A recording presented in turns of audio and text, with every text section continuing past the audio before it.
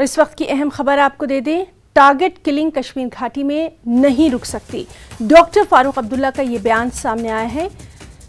कश्मीर घाटी में नहीं रुक सकती टारगेट किलिंग, रियासी में डॉक्टर फारूक अब्दुल्ला का ये बयान सामने आया है।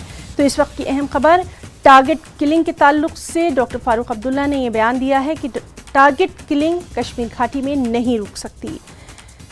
टारगेट किलिंग के ताल्लुक से उन्होंने कहा है कि कश्मीर घाटी में नहीं रुक सकती टारगेट किलिंग। रियासी में डॉक्टर फारूक अब्दुल्ला ने ये बड़ा बयान दिया है। तो अब इसके बाद क्या कुछ इस पर रिएक्शंस रहेंगे वो भी हम आपको बताएंगे। फिलहाल डॉक्टर फारूक अब्दुल्ला ने रियासी में ये बयान दिया है जिसमें उन्होंने कहा है कि टारगेट किलिंग कश्मीर घाटी में नहीं रुक सकती। किस संदर्भ में उन्होंने ये बात जो कही है वो भी उस पर भी लगातार नज़र बनी रहेगी। और जिस तरह से हम देख रहे हैं कि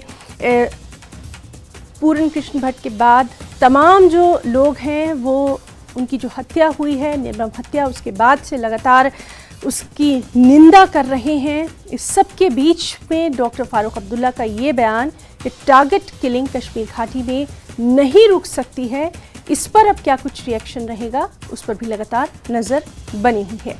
रियासी में डॉक्टर फारूक अब्दुल्ला ने ये बयान दिया है।